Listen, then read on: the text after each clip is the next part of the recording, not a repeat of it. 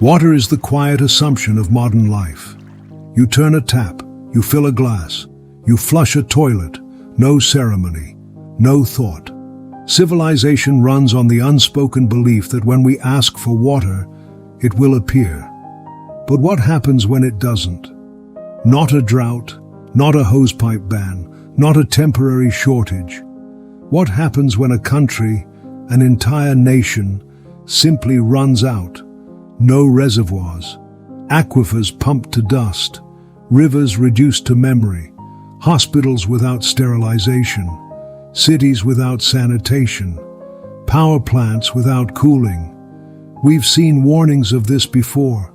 Cape Town in 2018, the Colorado River, the shrinking of the Nile. But in this episode, we don't ask about the warning. We ask what happens after it.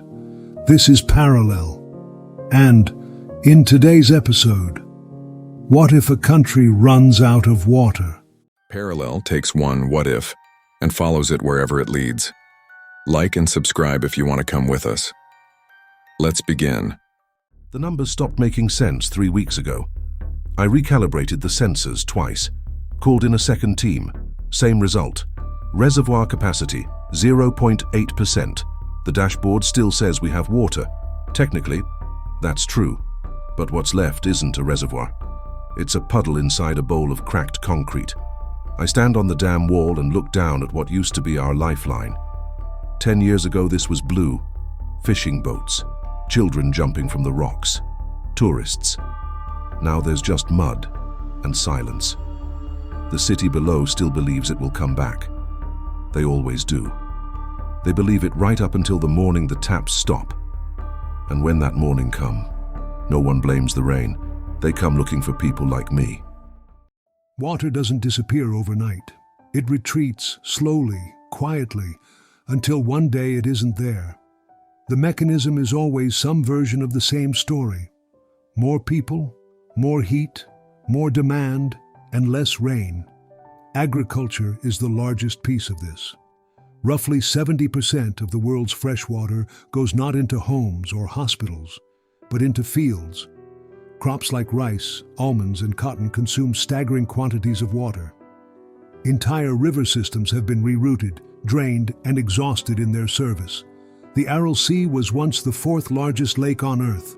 Soviet irrigation projects in the mid-20th century diverted the rivers that fed it. Within decades, the lake had effectively ceased to exist. What remains today is mostly salt desert and the rusting hulks of fishing boats sitting, absurdly, miles from any water. Then there are the aquifers, underground reserves of water that took thousands of years to accumulate. We pump them like savings accounts, except we spend faster than they fill. And when an aquifer collapses, when the ground compresses and the water is gone, it may not recover in any human timescale. Centuries sometimes. We are borrowing water from futures that haven't been born yet. There is something even more unsettling than scarcity. Water infrastructure, the pipes, the pumping stations, the treatment plants, the dams, is among the most fragile systems that modern states depend on. Destroy a desalination plant, and you don't just cut off drinking water. You cut off electricity. You cut off food production. You cut off hospitals. We've seen this happen. In Syria, water infrastructure became a deliberate military target. Pumping stations were bombed, treatment facilities destroyed. The weapon wasn't a missile, it was thirst. In Yemen, years of damage to water infrastructure left millions without access to safe drinking water, contributing to one of the worst cholera outbreaks in recorded history.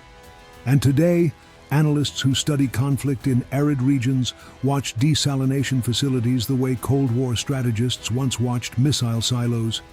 Because those plants are the only reason certain cities exist at all. If they stop, the city stops with them. Not gradually, immediately. To understand what real water vulnerability looks like, not as a thought experiment, but as a lived geopolitical reality, look at Egypt. 97% of Egypt is desert. 95% of its population lives within a few kilometers of the Nile. The country's agriculture, its drinking water, its economy, its very existence is threaded through a single river. Now imagine that upstream, a neighbor decides to build a dam. That is exactly what happened. Ethiopia began constructing the Grand Ethiopian Renaissance Dam in 2011, the largest hydroelectric dam in Africa. For Ethiopia, it represents development and sovereignty. For Egypt, it represents something close to an existential threat. The filling of the reservoir reduces the Nile's flow downstream. Egyptian farmers, already living on the edge of what water allows, face fields that simply cannot be irrigated. Negotiations between Ethiopia, Egypt, and Sudan have continued for over a decade. They have produced no binding agreement. Egyptian officials have not been subtle. Former presidents and generals have spoken openly about military options, not as provocation, as statement of fact, because for Egypt this is not a diplomatic dispute. It is a question of survival. Egypt and the Nile is not an edge case, it's a preview. Imagine the morning it happens. Day one is confusion. People assume a local fault. Maintenance crews are called. Engineers are woken. Nobody panics yet because nobody believes it's real. By day three, the supermarkets are empty of bottled water. By the end of the week, hospitals are rationing. What follows is not chaos exactly. It is a cascading collapse of every system that quietly depended on water without ever saying so. Sterilization fails. Infection rates in surgical wards climb. Sanitation breaks down. Disease spreads through the water that remains, the contaminated kind. The kind you shouldn't drink, but people drink anyway because there is nothing else. Agriculture halts within days. Food imports become desperate, then impossible to afford. Prices explode. Factories close. Power plants that need water for cooling begin to shut down. And then people leave. First, slowly, the ones with means, the ones with somewhere to go. Then in waves, hundreds of thousands, then millions, water refugees, a term we don't use yet, but will. History tells us what happens when millions of people cross borders at once, carrying nothing, needing everything. The receiving countries close. Tensions spike. Old disputes reignite. Governments rarely survive basic resource failure. When citizens cannot drink, they do not file complaints. They revolt. Here's the thing that keeps the people who study this awake at night. The planet is not running out of water. There is roughly the same amount of water on Earth today as there was when the first cities rose along the Tigris and Euphrates. The water doesn't disappear. It moves. It falls in different places. It floods where it once merely rained. It droughts where it once reliably came. And slowly, decade by decade, some of the places where civilization planted itself, where cities were built, where millions were born, become the wrong places to be. Civilization has always followed water, the Nile, the Indus, the Yangtze, the Tigris.